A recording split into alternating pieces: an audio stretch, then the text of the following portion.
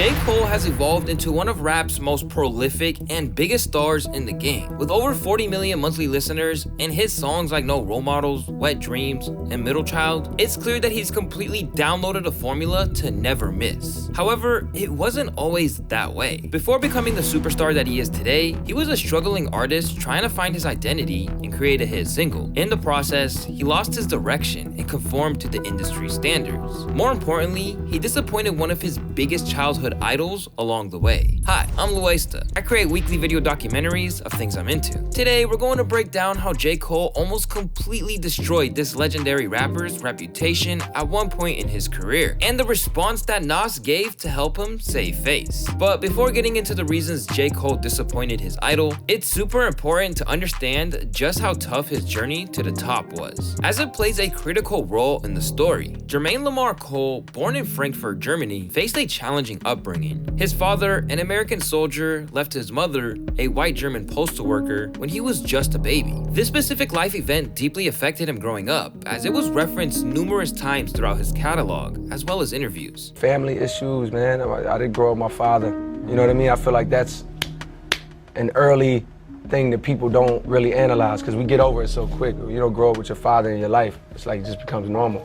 But that's the ultimate attachment that's not there. That's a void in your life, ultimately, that's there. You know what I mean? As a result of being abandoned by his father, Cole's mom took him and his older brother under her wing and relocated to Fayetteville, North Carolina, which he often refers to as the Ville in his music. Cole, is you crazy that some big boots to fill? Yeah, straight out the Ville and the shoes fit well. Seen heaven, seen hell. This city was strongly connected to the military, where they resided in trailer parks and faced financial hardships. When describing what it was like to live in the city, Cole said it was looked at as the worst, most crime-ridden, and dangerous city in the state. To go outside of the city and tell someone you're from Fayetteville, it's like, oh shit.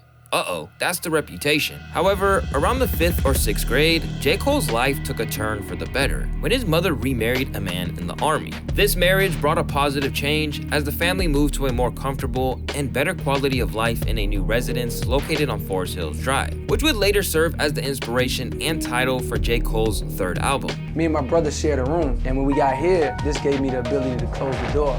When I got my own room, I could do things like zone out to the music I wanted to hear. I could do things like rap in front of the mirror and nobody's looking and I don't feel crazy. I could do things like sit in my own thoughts and write my raps. And that's when I became way more introspective. This is the house that Cole lived in for about 7 years of his life, from age 11 to age 18. And Cole expressed in an interview with Vice that it was here where he started rapping, made his first beat, had his first girlfriend, job, and overall experienced most of his childhood. Immersing himself in the world of hip-hop, J. Cole became a devoted student of the genre. First, he spent his teenage years learning how to make beats after his mom bought him an 808 drum machine with the little money they had. And I had to figure out how to use this, and that's when I started making my own beats, writing my own songs. It all started on this machine right here. And while we know that he also harbored ambitions of making it to the league, it was the allure of the pen that was the strongest for him as he began studying the greats of hip-hop. Tell me right now, who's your top 5? I mean, it circulates the same people, but it's hard because it's really like 6 or 7. So Pac off the top, out the gate. Nas, Big, Jay, and then that slot right there is like Eminem's, Andre. Listed as one of his favorite rappers of all time, Cole remembered how hearing Nas's sophomore record, It Was Written, was a creative turning point in his life, claiming that when he heard the song I Gave You Power was the moment he realized Nas was one of the greatest rappers to ever live. How you like me now? I go blow, it's that shit that moves crowds, making every ghetto foul. He even once tweeted how he would literally print out the lyrics to this song and hang them up on his wall, that he used to play the song Undying Love every day because he saw it as a novel, and taking a look at some of his earlier work, the influence Nas had on his sound is pretty clear. What goes around comes around, what goes up must come down. You up now, but you'll get yours somehow, someday, in some way, shape, or form. Revenge is coming, no way to escape the storm. But let's be honest, while many aspiring rappers dream of achieving success in the music industry, the harsh reality is that only a few manage to actually break through. Thankfully, J. Cole was completely aware of this fact and understood that relying solely on making music to earn a living might not be a viable option. So instead, he made a conscious decision to prioritize getting an education and creating a backup plan for his future. Instead of getting involved in the streets like most did in the dangerous city that surrounded him, he kept his head in the books and graduated high school with a 4.2 GPA in 2003, which led to the greatest opportunity yet, a scholarship at St. John's University, which is located in New York. I left my city, I left town. I went to another place that I didn't know anybody. I met kids from all over and developed relationships, and I learned so much more and I grew, and there's more experiences over here that are unique to me and a bunch of kids out there that are in school or went to school that the average rap story that we know about came from the hood, had to sell drugs, you know, which is, I respect those stories because these are my friends too, these are their stories, but I'm bringing something else. While everything was seemingly going great for J. Cole, a lot happened back home when he left for university. For one, his mother's marriage unfortunately ended, leaving her unable to sustain their home on Forest Hills Drive. As a result, the house was foreclosed upon. Tragically, following the separation, Cole's mother fell into a state of addiction to crack cocaine, influenced by a new romantic partner. Yeah, I never thought I'd see my mama on that shit, man. Just fucking with her body, now she's sick dead. So this only gave J. Cole more fuel to make it out the horrible situation he was placed in since birth. She remarries a stepfather who me and my brother don't like. We hate this guy. He's like, and I just feel like that void in her relationship with him. That's weird with families. It's like when your mother remarries, there's a whole new love that's given to like a new man as the kids sit around like, and we don't know it at the time. I answered that by like going in my room and like staying to myself, and my brother answered it in his own way. But I look back and maybe those are the things that led to like, I gotta go do something, I gotta be great. But Cole made the most of his time at St. John's and became the president of a Pan-African student coalition while also graduating with a magna cum laude in communication and business. In other words, Cole didn't just survive college. He graduated with really good grades and his future was promising. This experience also taught him many lessons, including a key to success, which is always going the extra mile. But despite all that, J. Cole still wanted to become affiliated with the music industry, and it's really what he did outside of school that completely changed his life forever. During his stay at St. John's University, J. Cole was reading an article about one of his favorite rappers, Jay-Z, in his 10th studio album, American Gangsta, when it suddenly hit him. If he wanted to make a splash in the industry, why not make a beat CD for Jay-Z's new album? Sounds crazy, but like they say, no great mind has ever existed without a touch of madness. So J. Cole devised a bold plan to catch the attention of the legendary Jay-Z. Recognizing the significance of the Rock the Mic Studios, which was located just a few hours away from the college he attended, and was known as the studio that Jay-Z was said to have recorded most of his work at. J. Cole saw it as a perfect opportunity to present his beats. Determined to make an impression, he claimed to have waited patiently outside the studio for over 3 hours in the rain, clutching a CD containing his meticulously crafted beats. With the utmost hope and anticipation, Jermaine finally came face to face with Jay-Z, but then this happened. Just like I'm froze, I don't really know what to say. I'm like, yo, Jay, I got this for you. And he's like, man, what is that? Like, what are you doing? I'm like, yo, it's American Gangsta beat CD. I can't really speak. And he's like, man, I don't want that you know what I mean? No, say it. What did he say, man? Yeah. What did he say? I don't want that shit, man. Get after one of those guys. Like, he said it. While most people viewed this effort as a failure, J. Cole stayed committed to the grind. And Jay-Z's rejection served as one of the most pivotal moments of his career. For one, it was heartbreaking to hear that from one of his idols, and it made him doubtful of his abilities to make it into the game. On the other hand, he used the negative energy as fuel, began honing in on his craft, and released his first ever mixtape, The Come Up, in 2007. And this mixtape was a massive success for two main reasons. First off, it allowed J. Cole to build an audience and grow a fan base. But more importantly, it allowed Cole to finally catch the attention of Jay-Z. The Come Up generated enough buzz to catch the ear of Mark Pitts, which is the former manager of Biggie Smalls and the CEO of By Storm Entertainment. With Pitts' industry connections, J. Cole secured meetings with Roc Nation, Jay-Z's record label. Jay-Z recognized J. Cole's potential and signed him as the first artist on Roc Nation in 2009, and the rest was history. From here, all Cole had to do was simply put out music and keep growing the brand. But this gift gift didn't come without its curse. And Cole would soon realize the rappers he used to look up to were not what he thought they'd be. Getting his foot in the door was only the beginning. Following the come up, he would go on to release 2 additional mixtapes, The Warm Up and Friday Night Lights. And till this day, some people, like myself, claim that he hasn't topped these bodies of work since he dropped them. That's how good they were. These projects helped him build a huge buzz. He started gaining tons of industry connections, was invited to multiple interviews, got his freaking teeth fixed, and was even being mentioned in Mac Miller's songs, which was pretty huge at the time. And who could forget the time he posted this tweet in 2009, where he was thankful for having 502 followers. Even Cole himself reflected on how people began comparing him to his idol, Nas. He said, Cole, a little birdie told me on the low, you got an Illmatic. Nobody touching Nas, nigga, that's more like Villmatic. But despite his meteoric rise to success and being able to put out 2 banger projects that was pretty well received from his audience, this wasn't what J. Cole envisioned. Instead, he was dying to release his first album. However, without a hit single, these projects were only considered as mixtapes, which, if you aren't familiar, are basically projects that are made solely to generate more buzz and are not treated as completed debut projects, as they are put out to the public for free. They also usually contain a bunch of songs with uncleared samples, so there's no way to fully monetize them. After all, everyone knows that the most important ingredient of a successful album is a great single. More specifically, a song that takes the radio by storm. For example, Kendrick's Good Kid, Mad City had the track Swimming Pools, and Drake's Take Care had Hell Yeah Fucking Right, and so on. With that being said, producing a radio hit is extremely rare, especially for an up-and-coming rap star like J. Cole. But Jay-Z was committed to helping Cole crack the secret formula. So on May 31st, 2010, he tried his first attempt at a hit single with the song Who Dat. Who that, bitch, I got that flame. Who that, bitch, I got that flame. But unfortunately, his first single turned out to be a massive dud. In fact, it performed so poorly on the charts that it was cut from the album's track list altogether. In other words, it was back to the drawing board for J. Cole. Only this time, it was essential that he got his single right. He couldn't afford to have 2 bad singles on the same album. So naturally, Cole confided in Jay-Z to get things back on track. If anyone knew the difference between a hit song and just another song, it was definitely Hov. But Jay-Z wasn't taking it easy on J. Cole. When J. Cole introduced Jay-Z to his next potential single, Higher, Jay-Z quickly shot it down. And he was looking back at me like, woo, like, yeah, I'm fucking with this. As soon as he heard the melody, he know how the game work. He's like, yeah, nigga, melody, nigga, yes, more. So he was fucking with it, but it was not the reaction that I wanted.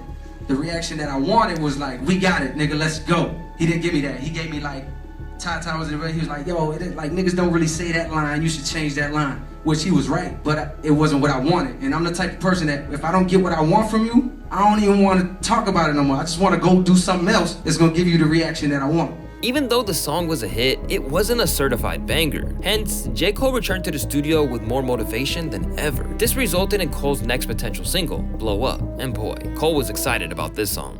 Maybe about a month and some change later, I did this song called Blow Up. And I was like, yo, this is it. But despite his excitement, Jay-Z told him that there was still something missing from the song. The opinion did not sit well with Cole. At this point, it had been about a year since his mixtape The Warm Up, so naturally, fans were starting to get impatient. In their minds, they had no idea how hard J. Cole was actually working. But fortunately, Cole didn't let the outside noise affect his work. He continued working on his next single with hopes that it would be the one. Fast forward 2 months later, and this time J. Cole knew he had the one. Called Can't Get Enough, Cole was confident that this song was the real deal. Now, it was up to Jay-Z to confirm what he was already thinking. So I pressed play, and this nigga's like, it's like, yo, I'm not saying this is the one, because he learned his lesson. I'm not saying this is the one, but it's exactly what I was talking about.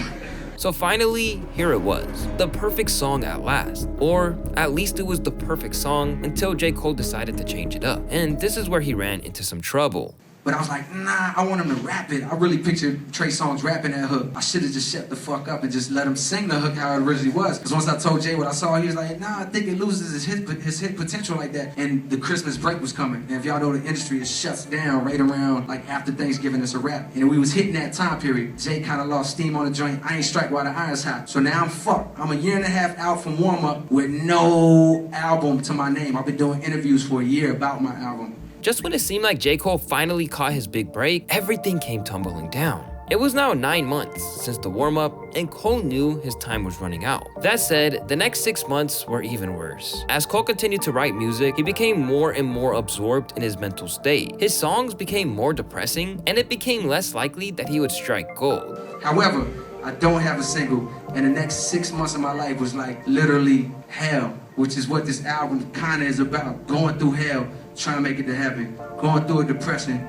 trying to make it to happiness. You know what I mean? And this is a large part of it. Next 6 months of my life, I was making some of the worst, most uninspired music of my life. Up until this point, it's all been a journey of fun. But just as all hope seemed lost, Cole found hope in an unexpected place. One night I was in this hotel room after a show, and I was listening to College Dropout, as I do. And on the worst song on that album, which is my favorite album, so I'm not dissing, but on the worst song on that album, Workout Plan, I heard the shit that I had been hearing for like however many years, 8 years now, but I heard it different as a producer. Like, oh shit, did I just hear that nigga go, I want to see you work out for me. Do, do, do, do, do, do.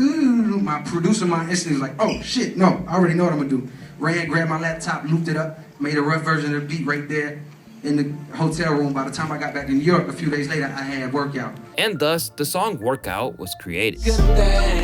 Don't know if I'ma see you again, but is that a good thing? Even Jay-Z approved the single this time around. Now, it was just a waiting game to see how the song performed, although it didn't take long before it became a vast success. Following the release, Workout made its way all the way to number 13 on the Billboard Hot 100. After countless hours and tons of perseverance, it seemed like all of J. Cole's hard work was finally paying off. However, it wasn't all sunshine and rainbows. Shortly after the release, J. Cole received a phone call from his mentor and world-famous producer, No ID, during which No ID reveals some devastating news to J. Cole. And he's like, yo, I'm gonna tell you the truth. He's like, I'm gonna tell you the truth, man. I was in the studio with Nas, and we was talking about you, man, and he was like, yo, why did he do that? Why did he put out that song? Don't he know he's the one? For reference, this wasn't just some average Joe's opinion. This was coming from the rap legend himself, Nas, widely regarded as one of the greatest rappers to ever live, and arguably dropped one of the greatest hip-hop albums of all time, Illmatic. Cole seemingly disappointed the person he once idolized, listened to his songs every day, and the exact artist who he admittedly studied his craft to create a blueprint for his own sound musically. So naturally, J. Cole wasn't happy that Nas called him out. There's very few greats that I studied and I still continue to study, and Nas is obviously one of them. It's obvious. I really had his lyrics printed on my wall. They used to have a site, it was called Ola. Original hip hop lyrics, whatever. Somebody know. And then you print them out. So I would print these joints out and I would print them up and hang them up on the wall. Let that sink in for a second. The same guy whose lyrics were literally on J. Cole's walls is now roasting his songs. Obviously, you can imagine how Cole was feeling at that moment. And Nas wasn't the only one saying things like this. A lot of his core fan base began to see him as a sellout, saying things like, I was a big J. Cole fan until he made whack radio music. But rather than keeping his emotions to himself, he felt the need to express his pain and disappointment. Hence, on June 18th, 2013, the song Let Nas Down was born. My heart sunk to my stomach, I can't believe I let Nas down. I got defensive on the phone, resentment was in my tone. While the song isn't J. Cole's most popular song, it may go down as one of his more deeper and vulnerable cuts. In the song, he acknowledges all of the ups and downs from the past 2 years of his life. In the first verse, he raps, Hove asking where's the record that the radio could play, and I was striking out for months, ninth inning feeling fear, Cheetah under pressure, made the biggest hit of my career. In other words, Cole was recapping his struggle to come up with his first hit single, and the pressure he felt from the label and fans who were eagerly waiting for a single. Before J. Cole then goes on to rap, Dion called me when it dropped, sounding sad but sincere. Told me Nas heard your single and he hate that shit. Said you the one, yo, why you make that shit? In addition, Cole would also call out Nas for being hypocritical for the fact that he too, at one point, conformed to the industry standards and made radio records, like the song titled You Owe Me. I couldn't help but think that maybe I had made a mistake. I mean, you made You Owe Me, dog. I thought that you could relate. But believe it or not, Cole didn't intend to shed Nas in a negative light. Instead, he just wanted to pour out his heart to his fans and help Nas understand the gravity of the situation. The song is amazing as well, and the production was on point, and it's arguably the best song on the entire album if we're keeping it a buck. So despite shedding Nas in a negative light, Cole is also expressing his admiration for him, After all, he isn't blaming Nas for his opinion, he's just disappointed. But the million-dollar question still remains. How did Nas feel about the song? Cause, let's face it, he probably lost a lot of fans for critiquing Cole's hard work and successful single. But contrary to popular belief, Nas wasn't upset with the song. In fact, he actually enjoyed it and respected J. Cole for speaking the truth. Soon afterward, Nas responded with his own remix of the song, titled Made Nas Proud. And shortly after did a collab with Cole on Vibe magazine to squash the beef up. Radio records are needed. I just wanted to bring the warning, global warming to that cold world you was breathing. That's some advice I never got.